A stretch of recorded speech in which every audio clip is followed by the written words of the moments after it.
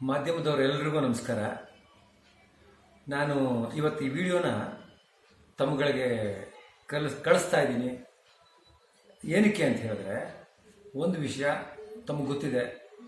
ನಾನು ರವಿ ಪ್ರಕಾಶ್ ವಿಜಯಲಕ್ಷ್ಮಿ ಅವ್ರಿಗೆ ಅವರು ಕೋರಿಕೆಯ ಮೇರೆಗೆ ಅವ್ರಿಗೆ ನಾನು 1 ಲಕ್ಷದ ಹಣ ಸಹಾಯ ಮಾಡಿದ್ದೆ ಹೋದ ತಿಂಗಳು 27ನೇ ತಾರೀಕು. ಅವರೇ ಫೋನ್ ಮಾಡಿದಾಗ ಅಂತ ನಾನು ತಮ್ಮ ಗಮನಕ್ಕೆ ಮಾಧ್ಯಮದವ್ರ ಮಿತ್ರಗಳಿಗೆ ಎಲ್ರಿಗೂ ನಾನು ತಿಳಿಸಿದ್ದೆ. ಅದು ಮಾಧ್ಯಮದಲ್ಲೆಲ್ಲ ಬಂದಿದೆ. ಆ ನಂತರ ನಾನು ಕಂಪ್ಲೇಂಟ್ ಕೊಡಬೇಕು ಅಂತ ಹೋದಾಗ ಅವರು ರೈಟಿಂಗಲ್ಲಿ ಕಂಪ್ಲೇಂಟ್ ಕೊಟ್ಟಿಲ್ಲ ವಿಜಯಲಕ್ಷ್ಮಿ ಅವರು.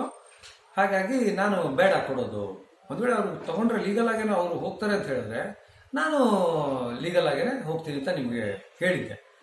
ಅದಕ್ಕೆ ಈಗ ಒಂದು ಸ್ವಲ್ಪ ಡೆವಲಪ್ಮೆಂಟ್ ಆಗಿರೋದನ್ನು ತಮ್ಮ ಗಮನಕ್ಕೆ ತರಬೇಕು ಅಂತ ನನ್ನ ಮನಸ್ಸಾಕ್ಷಿಯಲ್ಲಿ ಏನು ಹೇಳ್ತಾ ಇದೆಯೋ ಅದು ತಮಗೆ ತಿಳಿಸ್ಬೇಕು ಅಂತ ಹೇಳಿ ನಾನು ಈ ವಿಡಿಯೋನ ತಮ್ಮ ಇದಕ್ಕೆ ಕಳಿಸ್ತಾ ಇದ್ದೀನಿ. ಇವಾಗ ಏನಾಗಿದೆ ಅಂತ ಹೇಳಿದ್ರೆ, 11ನೇ ತಾರೀಕು ನಮ್ಮ ಕರ್ನಾಟಕ ಫಿಲ್ಮ್ ಚೇಂಬರ್ ಆಫ್ ಕಾಮರ್ಸ್ನವರು, ಅಲ್ಲಿಯ ಸೆಕ್ರೆಟರಿ ಬಾಮಾ ಹರೀಶ್ ಅವರು ನನಗೂ ಮತ್ತು ವಿಜಯಲಕ್ಷ್ಮಿಯವರ ಅಕ್ಕ ಉಷಾದೇವಿ ಅವ್ರಿಗೂ ಅಲ್ಲಿ ಬರೋದಕ್ಕೆ ಹೇಳಿದರು 12 ಗಂಟೆಗೆ ಹೋದ ಸೋಮವಾರ. ಬನ್ನಿ, ಅವರು ನಿಮಗೆ 1 ಲಕ್ಷ ವಾಪಸ್ ಕೊಡ್ತೀನಿ ಅಂತ ಹೇಳಿದ್ದಾರೆ. ಅದು ಏನು ನಿಮ್ಮ ಮುಖಕ್ಕೆ ಬಿಸಾಕ್ತೀನಿ ಅಂತ ಹೇಳಿದ್ದಾರೆ. ನಮ್ಗೆ ಯಾರ ಹಣದ ಅವಶ್ಯಕತೆ ಇಲ್ಲ ಅಂತ ಹೇಳಿದರು. ನಾನು ಅಲ್ಲಿ ಅವರ ನನ್ನ ಗಮನಕ್ಕೆ ತಂದ ಮೇಲೆ ನಾನು ನನ್ನ ಕರ್ತವ್ಯ ಹೋಗಿ ಹಾಜರಿದ್ದೆ. ಆದರೆ ಅವರು ಬರಲಿಲ್ಲ. ನಾನೇನು ಮಾಡಿದೆ, ನಾನು ಕಂಪ್ಲೇಂಟ್ ಕಾಪಿ ನಂದು ಏನಿದೆ, ನನ್ನ ಅಹವಾಲುಗಳು ಏನಿತ್ತು ಅಂದರೆ ಅವರು 1 ಲಕ್ಷ ರೂಪಾಯಿ ವಾಪಸ್ ಕೊಡಲಿ, ಪ್ಲಸ್ ಈ ವಾಟ್ಸಪ್ಗಳಲ್ಲಿ ಯೂಟ್ಯೂಬ್ಗಳಲ್ಲಿ ಅವರು ನನ್ನ ಬಗ್ಗೆ ಅವಾಚ್ಯ ಶಬ್ದಗಳನ್ನ ಉಪಯೋಗಿಸಿ ಮಾತಾಡಿದ್ರು. ಅದು ನನ್ನ ಮನಸ್ಸಿಗೆ ಸ್ವಲ್ಪ ತುಂಬಾ ನೋವಾಗಿತ್ತು. ಏನಪ್ಪ ಇದು ಈ ಥರ ಮಾತಾಡಿದ್ದಾರೆ ಒಂದು ಹೆಣ್ಮಗಳಾಗಿ ಅಂತ. ಅದಕ್ಕೆ ಕ್ಷಮೆ ಯಾಚಿಸಬೇಕು ಅಂತ ಕೂಡ ನಾನು ಕೇಳಿದ್ದೆ. ಸೊ 2 ಅಹವಾಲುಗಳನ್ನ ಫಿಲ್ಮ್ ಚೇಂಬರ್ ಆಫ್ ಕಾಮರ್ಸ್ ಗಮನಕ್ಕೆ ತಗೊಂಬಂದು ನಾನು ಬಂದೆ. ನಾವಲ್ಲಿ ತಗೊಂಡಾಗ ಅಲ್ಲಿ ಅಂದರೆ ಕಂಪ್ಲೇಂಟ್ನ ಕೊಟ್ಟಾಗ ಅವರು ಬರ್ದೇನೆ ಅವರೇನು ಮಾಡಿದ್ದಾರೆ, ನನಗೆ ನೆಕ್ಸ್ಟ್ ಡೇ ಅಲ್ಲಿ ಹೋದ್ಮೇಲೆ ಗೊತ್ತಾಗಿದ್ದು, ತಿಲಕನಗರ ಪೊಲೀಸ್ ಸ್ಟೇಷನ್ನಲ್ಲಿ ನನ್ನ ಮೇಲೆ ಕಂಪ್ಲೇಂಟ್ ಲಾಡ್ಜ್ ಮಾಡಿದ್ದಾರೆ. ಏನಂತ, ಇವರು ರವಿ ಪ್ರಕಾಶ್ ಅವರು ದುಡ್ಡು ಕೊಟ್ಟು ಅಭಿಮಾನಿ ರೂಪದಲ್ಲಿ ಬಂದು ವಿಜಯಲಕ್ಷ್ಮಿ ಅವ್ರನ್ನ ಮಾತಾಡಿಸ್ಬೇಕು ಅಂತ ಬಹಳ ಕಾತರದಿಂದ ಹಿಂದೆ ಫಾಲೋ ಮಾಡ್ಕೊಂಡು ಹೋಗಿದ್ದೀನಿ. ಮಲ್ಲಿ ಹಾಸ್ಪಿಟ್ಲ್ ದುಡ್ಡು ಕೊಟ್ಟ ಮೇಲೆ ಜಯದೇವ ಹಾಸ್ಪಿಟ್ಲಿಗೆ ನಾನೇ ಹುಡುಕೊಂಡು ಹೋಗಿದ್ದೀನಿ ಹಿಂಬಾಲಿಸುತ್ತಾ ಅಂತ ಹಾಕಿದ್ದಾರೆ.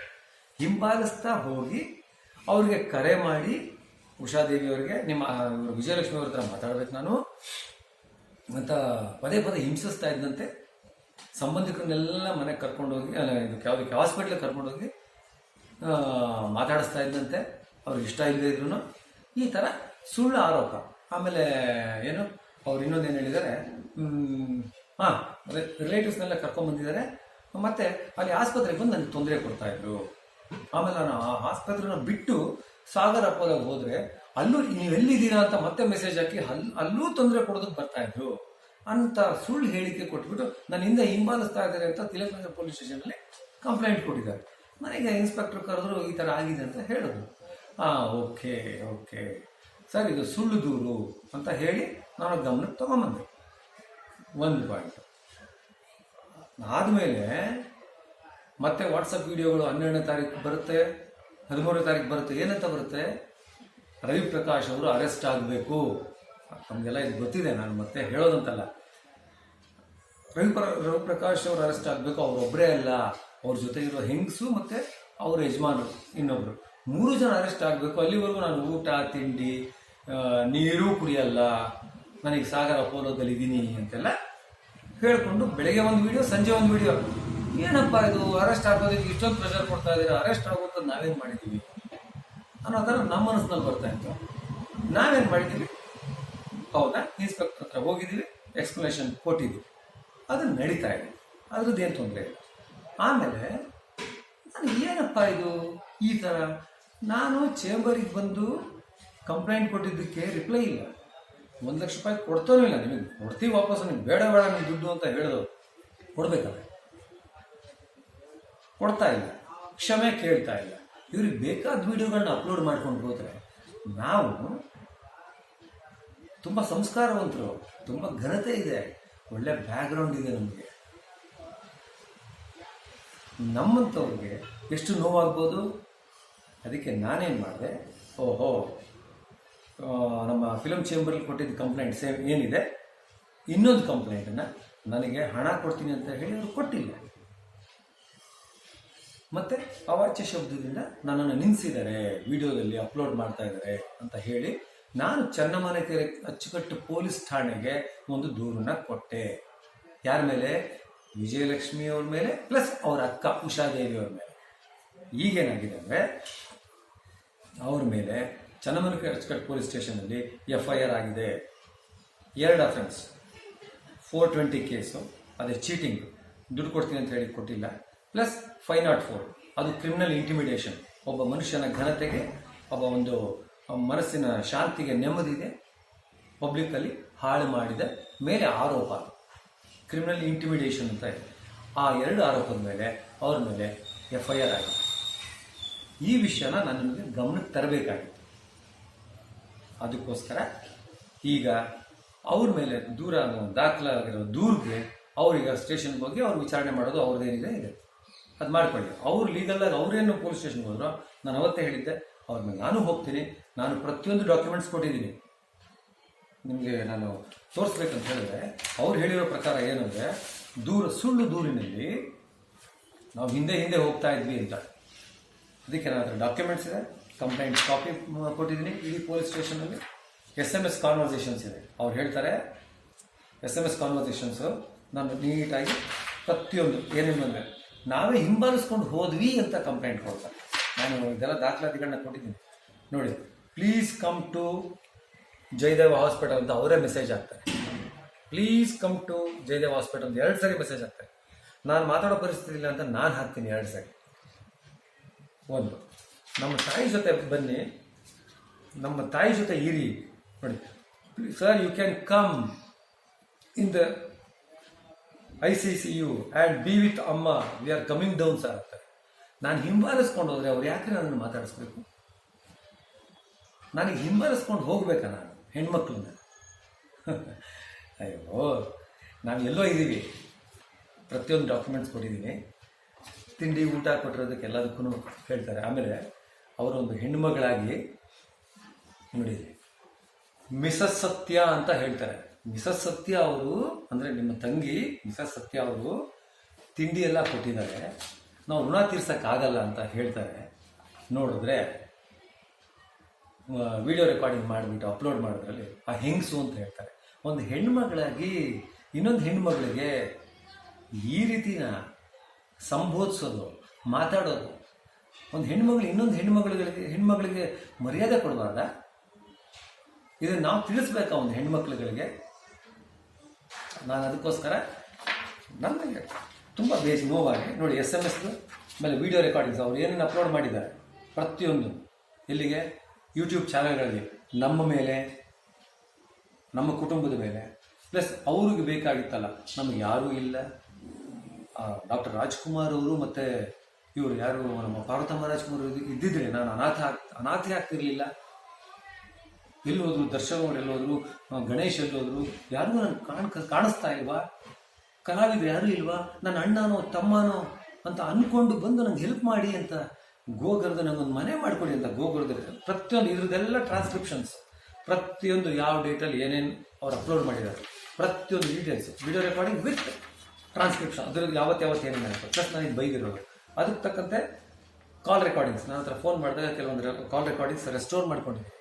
ಆ ಕಾಲ್ ರೆಕಾರ್ಡಿಂಗ್ಸ್, ಅದ್ರದ್ದು CD, ಪ್ಲಸ್ ಯಾವತ್ತು ಏನೇನು ನಿಮಿಷದಲ್ಲಿ ಎಷ್ಟೆಷ್ಟು ನಿಮಿಷ ಮಾತಾಡಿದ್ದೀವಿ ಪ್ರತಿಯೊಂದನ್ನು ರೆಕಾರ್ಡ್ ಮಾಡಿದ್ದೀವಿ. ಡೀಟೇಲ್ಸ್ ಕೊಟ್ಟಿದ್ದೀನಿ, ಪೊಲೀಸ್ ಸ್ಟೇಷನ್ಗೆ ದೂರ ದಾಖಲಿಸಿದ್ದೀನಿ, ಏನೇನು ಆಡಿಯೋ ರೆಕಾರ್ಡಿಂಗ್ ಆಯಿತು ಪ್ರತಿಯೊಂದು ಟ್ರಾನ್ಸ್ಕ್ರಿಪ್ಷನ್ಸ್, ಇಷ್ಟು ಶೀಟ್ಸು ನನ್ನ ಹತ್ರ ಅವೈಲಬಲ್ ಇರುವಂಥ ಇದ್ರದ್ದು ಟ್ರಾನ್ಸ್ಕ್ರಿಪ್ಷನ್ಸ್, ಕನ್ವರ್ಟೆಡ್ ಆಡಿಯೋದು ಪ್ರತಿಯೊಂದು, ಪ್ಲಸ್ ನಾನು ಚೇಂಬರ್ಗೆ ಕಂಪ್ಲೇಂಟ್ ಅವತ್ತು ಏನು ಕೊಟ್ಟೆ 11ನೇ ತಾರೀಕು ಅದ್ರಿಗೆ ಒಂದು ಕಾಪಿ ಹಾಕ್ಬಿಟ್ಟು ಟೋಟಲ್ ನಾನು ಚನ್ನಮನೆಕೆರೆ ಅಚ್ಚುಕಟ್ಟು ಪೊಲೀಸ್ ಸ್ಟೇಷನ್ಗೆ ದೂರ ದಾಖಲಿಸಿದ್ದೀನಿ. 19ನೇ ತಾರೀಕು ಅವ್ರ ಮೇಲೆ FIR ಆಗಿದೆ. ಇದನ್ನು ತಮ್ಮ ಗಮನಕ್ಕೆ ತರೋದಕ್ಕೋಸ್ಕರನೇ ಈ ವಿಡಿಯೋನ ಮಾಡಿ ಮುಂದಿನ ಸೂಕ್ತ ಕ್ರಮಕ್ಕಾಗಿ ತಮ್ಮ ಆವಾಗನೇ ಸಲ್ಲಿಸ್ತಾ ಇದ್ದೀನಿ. ಸೊ ಇದರಿಂದ ಏನು ನನಗೆ ಅಂತ ಹೇಳಿದ್ರೆ, ಈ ಸುಳ್ಳು ಆರೋಪಗಳನ್ನ ಮಾಡಿ ನಾನು ಒಂಥರ ಹಿಟ್ ಆ್ಯಂಡ್ ರನ್ ಕೇಸ್ ಥರ ಅಲ್ಲ, ಚಾಲೆಂಜ್ ಮಾಡ್ತಾರೆ, ಡೈರೆಕ್ಟಾಗಿ ಬರಲಿ, ಚಾಲೆಂಜ್ ಮಾಡಿ ಏನು ಬೇಕಾದ್ರೂ ಫೇಸ್ ಮಾಡ್ತೀನಿ. ನಾವೆಲ್ಲ ಮೆರಿಟ್ ಇಟ್ಕೊಂಡು ಬದುಕ್ತಾ ಇದ್ದೀವಿ. ಅವರೊಂದು ಕಡೆ ಹೇಳ್ತಾರೆ, ನಾನು 20 ವರ್ಷದಿಂದ ದುಡ್ದಿದ್ದೀನಿ ಅಂತ. ವಿಜಯಲಕ್ಷ್ಮಿ ಮೇಡಮ್, 20 ವರ್ಷದಿಂದ ನೀವು ದುಡ್ದಿದ್ದೀರಾ. 20 ವರ್ಷದಿಂದ ನಾನು ಕಳ್ಕೊಂಡಿದ್ದೀನಿ, 20 ವರ್ಷದಿಂದ ನಾನು ಪ್ರೀತಿಸ್ತಾ ಇದ್ದೀನಿ, 20 ವರ್ಷದಿಂದ ಇವತ್ತಿಗೂ ನಾನು ಪ್ರೀತಿಸ್ತೀನಿ ಸಿನಿಮಾ ರಂಗನ. ನೀವು ದುಡ್ದಿದ್ದೀರಾ ಮೇಡಮ್, ಊಟ ಮಾಡಿದ್ದೀರಿ ಸಿನಿಮಾ ದುಡ್ಡಲ್ಲಿ. ನಾನು ಸಿನಿಮಾ ಮಾಡಿದ್ದೀನಿ, ತುಂಬ ಜನಕ್ಕೆ ಆಗಿದ್ದೀನಿ. ನನ್ನ ಹಿಸ್ಟ್ರಿನ ಸ್ವಲ್ಪ ಬೇರೆಯವ್ರ ಹತ್ರ ಕಲೆಕ್ಟ್ ಮಾಡ್ಕೊಳ್ಳಿ. 20 ವರ್ಷದ ಹಿಂದೆ ಯಾರು ನಿರ್ದೇಶಕರಿದ್ದರು, ಯಾರು ನಿರ್ಮಾಪಕರಿದ್ದರು, ಅವ್ರ ಹತ್ರ ಸ್ವಲ್ಪ ತಿಳ್ಕೊಳ್ಳಿ ಇವನು ಯಾರು ಅಂತ.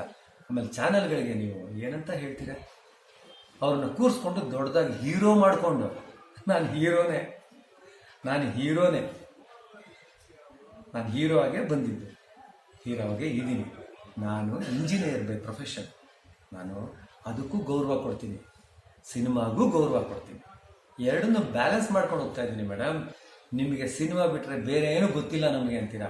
ನನಗೆಲ್ಲ ಗೊತ್ತು, ಎಲ್ಲ ಗೊತ್ತಿದ್ದು ಸಿನಿಮಾನ ಪ್ರೀತಿಸ್ತಾ ಇದ್ದೀನಿ. ಸಿನಿಮಾ ಮಾಡಬೇಕು, ನಾನು ಕಲಾವಿದನಾಗಿ ಬೆಳಿಬೇಕು, 10 ಜನಕ್ಕೆ ನಾನು ಗೊತ್ತಾಗಬೇಕು, ನನ್ನ ಒಳ್ಳೆಯ ಕೆಲಸಗಳು ಬೇರೆಯವ್ರಗಳಿಗೆ ತುಂಬ ಅನುಕೂಲ ಆಗೋ ಥರ, ಅವ್ರ ಕಷ್ಟಕ್ಕೆ ಆಗೋ ಥರ, ಆ ಥರ ಬದುಕ್ತಾ ಇದ್ದೀವಿ ಮೇಡಮ್. ನಾವು ಯಾರ್ಯಾರಿಗೆ ಕೈ ಎತ್ತಿ ಕೊಟ್ಟಿದ್ದೀವಿ ಅನ್ನೋದನ್ನ ನಿಮಗೆ ನಾನು ಹೇಳಬೇಕಾಗಿಲ್ಲ. ತಿಳ್ಕೊಳ್ಳಿ.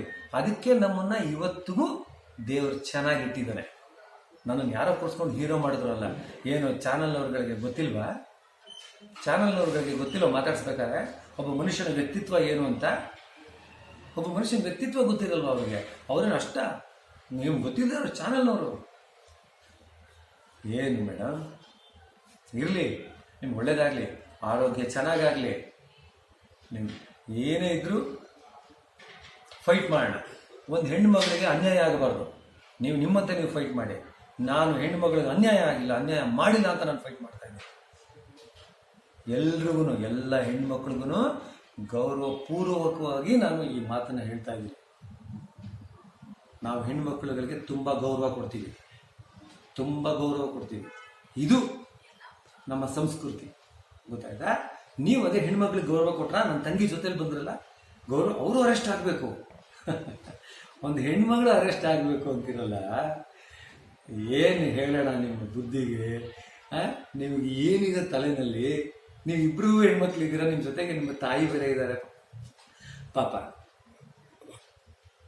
ಇಬ್ಬರು ಹೆಣ್ಮಕ್ಳು ಸೇರ್ಕೊಂಡು ಇನ್ನೊಂದು ಹೆಣ್ಮಗು ಅರೆಸ್ಟ್ ಆಗಬೇಕು ಅಂದರೆ, ನಾವು ಗಂಡಸರಾಗಿ ಹೆಣ್ಮಕ್ಳನ್ನ ಕಾಪಾಡೋದು ನಮ್ಮ ಕರ್ತವ್ಯ. ನಮ್ಮನ್ನು ಆ ಥರ ಬೆಳೆಸಿದ್ದಾರೆ, ಸಂಬಂಧಗಳ ಮಧ್ಯೆ ಬೆಳೆಸಿದ್ದಾರೆ. ಸುದೀಪ್ ಅವರು ಬಂದರು, ದುಡ್ಡು ಕೊಟ್ಟರು, 1 ಲಕ್ಷ ಹೊರಟೋಗ್ತಾ ಇದ್ರು. ಇವರು ಹಾಗೆ ಮಾಡಬೇಕಾಗಿತ್ತು. ಕರೆಕ್ಟ್. ನೀವು ನಮಗೆ ಮೆಸೇಜ್ ಕಳಿಸಿದ್ದೀರಿ, ಯಾಕೆ? ಪ್ಲೀಸ್ ಕಮ್ ಟು ಜಯದೇವ ಅಂತ ಸುದೀಪ್ ಅವ್ರಿಗೆ ಮೆಸೇಜ್ ಕಳಿಸಿ ನೋಡೋಣ. ಬನ್ನಿ ನಮ್ಮ ಅಮ್ಮನ ಜೊತೆ ಇರಿ, ನಾನು ಮೇಲ್ಗಡೆ ಎಕ್ಸ್ರೇಗೆ ಹೋಗಿ ಬರ್ತೀನಿ, ಆಮೇಲೆ ಬರ್ತೀನಿ, ಅಲ್ಲಿ ತನಕ ನಮ್ಮ ಅಮ್ಮನ ನೋಡ್ಕೊಳ್ಳಿ ಅಂತ ಸುದೀಪ್ ಅವ್ರಿಗೆ ಕಳಿಸ್ತೀರಾ ನೀವು ಮೆಸೇಜ್ನ? ಹೇಳಿ. 10 ವರ್ಷ ಆದ್ರೂ ಮರೆಯಲ್ಲ ನಾನು ನಿಮ್ಮ ಮನೆ ಕೊಟ್ಟಿರೋ ಊಟ ಅಂತೀರ. ನನ್ನ ತಂಗಿ 1 ದಿನ ಬಂದಿದ್ದಾರೆ, 1 ದಿನ ಫುಲ್ ನೀವು ICUಲಿದ್ದೀರ, ಶನಿವಾರದಿಂದ ಭಾನುವಾರ ತನಕ. ನೀವು ರೂಮಿಗೆ ಶಿಫ್ಟ್ ಆದ್ಮೇಲೆ ವಾಪಸ್ ಬಂದಿದ್ದೀನಿ. ಸೋಮವಾರ 1 ದಿನ ನಿಮಗೆ ನಾವು ಶಿವರಾತ್ರಿ ಹಬ್ಬದ ದಿನ, ಅದನ್ನು ಶಿವನ ಮೇಲೆ ಆಣೆ ಮಾಡಿಕೊಂಡು ಪ್ರಶ್ನೆ ಮಾಡ್ಕೊಳ್ಳಿ, ಪಲಾವ್ ಕೊಟ್ಟಿದ್ದೀವಿ, ನಿಮ್ಗೆ ಬೇಕಾಗಿರೋ ಬಟ್ಟೆ ಕೊಟ್ಟಿದ್ದೀವಿ, ಏನು ತೊಂದರೆ ಕೊಟ್ಟಿದ್ದೀವಿ ನಿಮಗೆ? ಹಾಸ್ಪಿಟ್ಲ್ ಅವರಿಗೆ ಫೋನ್ ಮಾಡಿ ನಾವು ಪದೇ ಯಾವ ರೂಮಲ್ಲಿದ್ದಾರೆ, ಎಲ್ಲಿದ್ದಾರೆ ಅಂತ ಕೊಡಿ. ಇವಾಗ ಕಂಪ್ಲೇಂಟ್ ಕೊಟ್ಟಿದ್ರಲ್ಲ, ಎಲ್ಲ ಕೊಡಿ. ನಾನು ದಾಖಲಾತಿಗಳನ್ನೆಲ್ಲ ಕೊಟ್ಟಿದ್ದೀನಿ. ನ್ಯಾಯ ಇದೆ, ಅದು ಕರೆಕ್ಟಾಗಿ ಡಿಸಿಷನ್ ತಗೊಳುತ್ತೆ. ನಾವು ಕಾನೂನಿಗೆ ಗೌರವಿಸೋರು. ನೀವು ನಿಮ್ಮದನ್ನು ನೀವು ಮಾಡಿ, ನಂದನ್ನು ನಾನು ಮಾಡ್ತೀನಿ. ನಾನಿವಾಗ ಕೇಸ್ ಮಾಡಿದ್ದೀನಲ್ಲ, ಅದನ್ನು ನಾನು ನಡೆಸ್ತೀನಿ, ನೀವು ನಡೆಸ್ಕೊಂಡು ಹೋಗಿ. ಕಾನೂನು ದೊಡ್ಡದು. ನಮಗೆ ಕಾನೂನು ಮತ್ತು ಹೆಣ್ಣುಮಕ್ಕಳು ಇವೆರಡು ನಮ್ಮ ಪಿಲ್ಲರ್ಸ್, ನಮ್ಮ ಸೊಸೈಟಿನ ಬ್ಯಾಲೆನ್ಸ್ ಮಾಡುವಂಥದ್ದು. ಅದು ಸೋಷಿಯಲ್ ಬ್ಯಾಲೆನ್ಸ್ ಅಂತ ಹೇಳ್ತೀವಿ. ಆ ಸೋಷಿಯಲ್ ಬ್ಯಾಲೆನ್ಸ್ನ ನಮ್ಮಂಥವ್ರು ತುಂಬ ಚೆನ್ನಾಗಿ ಕಾಪಾಡ್ತಿದ್ದೀವಿ ಮೇಡಮ್. ನಮಗೆ ಕಾಪಾಡೋದು ಗೊತ್ತು, ನಿಮ್ಮಂಥವ್ರದ್ದು ನಾವು ಹೇಳಿಸ್ಕೊಳ್ಳೋ ಅವಶ್ಯಕತೆ ಇಲ್ಲ. ಓಕೆನಾ? I am signing off.